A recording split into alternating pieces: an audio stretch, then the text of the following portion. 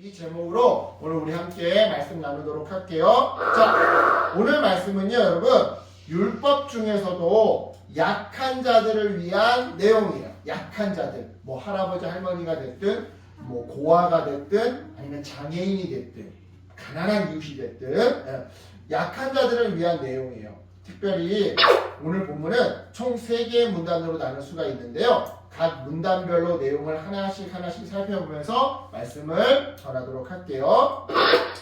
먼저 오늘 본문의 첫 번째 문단 10절부터 15절까지를 살펴볼 건데요. 여기서 핵심은요, 가난하고 약한 자들을 보호해야 한다라는 내용이에요. 자, 우리 10절부터 11절을 한번 읽어볼게요. 10절부터 10절 쉬운 성경으로 읽어볼게요. 시작. 이웃에게 무엇을 빌려줄 때는 빌려준 것을 대신해서 맡아둘 것을 가지려고 그의 집으로 들어가지 마시오. 밖에 머물러 있으면서 이웃이 맡길 것을 직접 가지고 나오게 하시오. 아멘. 자, 어떤 사람이요? 어려운 이웃에게 돈을 빌려줘요. 어려운 이웃에게, 그러니까 형편이 어려운 사람에게, 급하게 돈이 필요한 사람에게 돈을 빌려줘요. 그러면 돈을 빌린 사람은 빌려준 사람에게 내가 몇 날 몇 시까지 돈을 반드시 갚겠다라는 뜻으로 무엇을 내느냐? 담보물을 내어줘야만 하죠.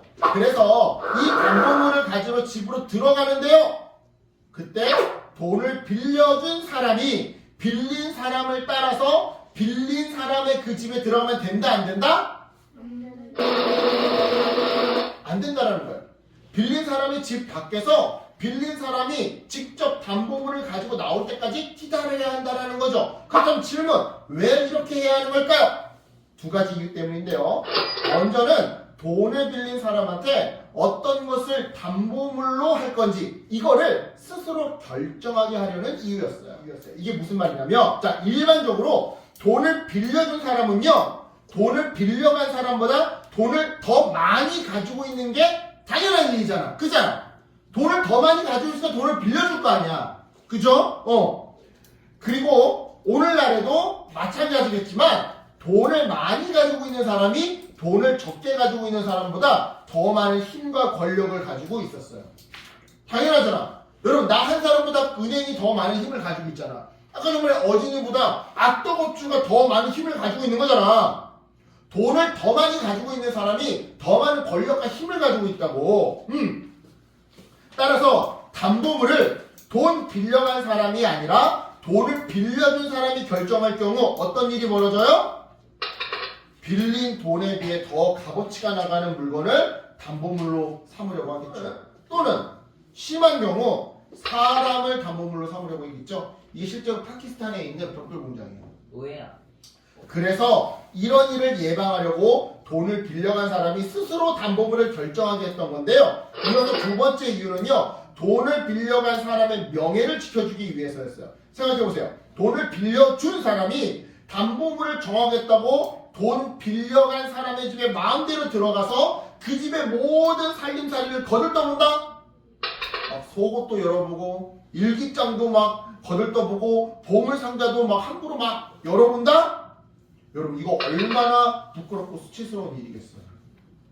그죠? 그래서 이런 일을 예방하려고 돈을 빌려간 사람의 집에 빌려준 사람이 그 집에 절대 들어가면 안 된다고 하나님이 말씀하셨던 건데요. 이어지는 우리 12절부터 13절을 읽어볼게요. 자, 시작! 그가 가난한 사람이며 그가 맡긴 겉옷을 밤새도록 가지고 있지 마시오. 해가 지기 전에 그의 겉옷을 돌려주시오. 그는 잠을 잘 때에 그 겉옷이 필요하기 때문이요. 그는 잠자리에 누워 당신을 위해 복을 빌 것이며 그 일은 하나님 여호와께서 보시기에 옳은 일이 될 것이요. 아멘. 자, 방금 읽은 이 말씀에서 하나님은요, 돈 빌려간 사람의 담보물이 오직 겉옷 하나뿐이라면, 너무 가난해서 오직 가진 거라고는 겉옷 하나뿐이라면 해가 지기 전에는 반드시 그 겉옷을 돌려주라고. 설령 그 사람이 돈을 다 못 갚았다 하더라도 일단 해가 지려고 하며 무조건 돌려주려고 말씀하셔요. 왜요? 당시에는요, 이 겉옷이 입을 대용이었거든요.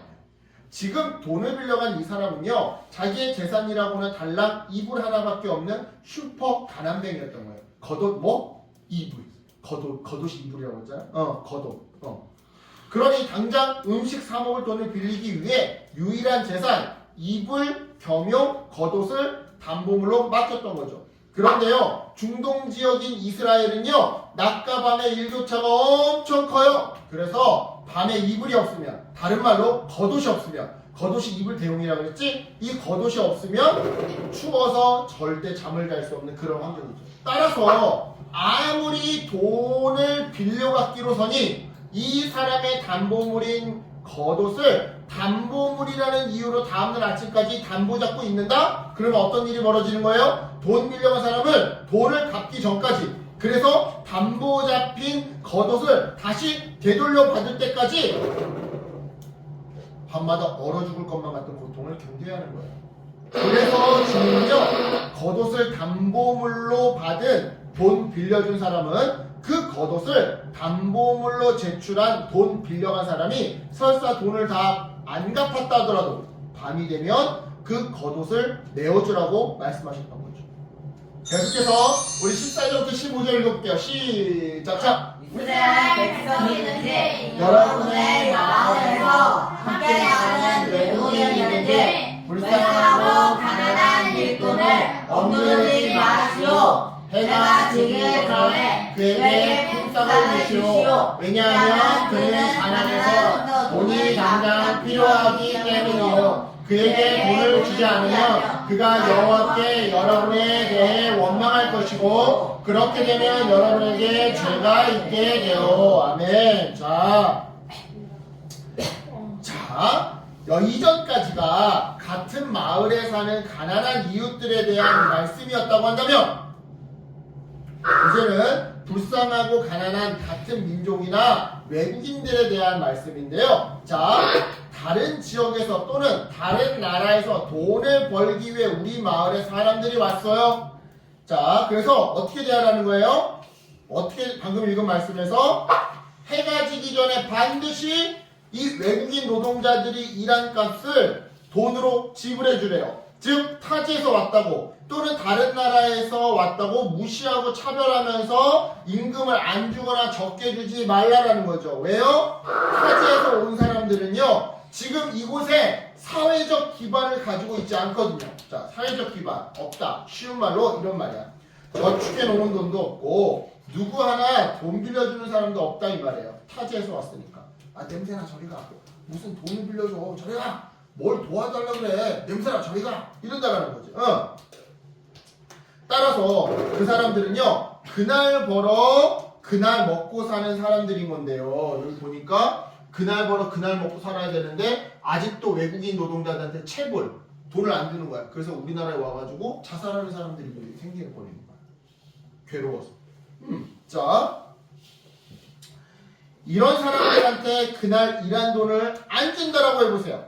우리말을 잘 모른다라는 이유로, 우리보다 가난한 나라에서 왔다라는 이유로, 우리와 피부색이 다르다는 이유로 무시하면서 일한 만큼의 정당한 돈을 안 준다고 생각해 보라고요. 그 사람들은 어떻게 될까요? 그날 저녁과 다음날 아침을 쫄쫄 굶어야 하겠죠? 주님은 이런 일을 싫어하셨던 거예요. 그래서 일한 사람들에게 정당한 일당을 미루지 말고 일한 그날 바로 주라고 말씀하셨던 거죠. 여기까지가 바로 첫 번째 문단의 내용이에요. 그렇다면 이어서 두 번째 문단의 내용을 살펴볼 건데요. 먼저 우리 16절을 함께 읽어볼게요. 시작! 자식이 잘못했다고 해서 부모를 죽이지 마시오. 그리고 부모가 잘못했다고 해서 자식을 죽여서도 안 돼요. 사람은 자기가 지은 죄로만 죽임을 당해야 하오.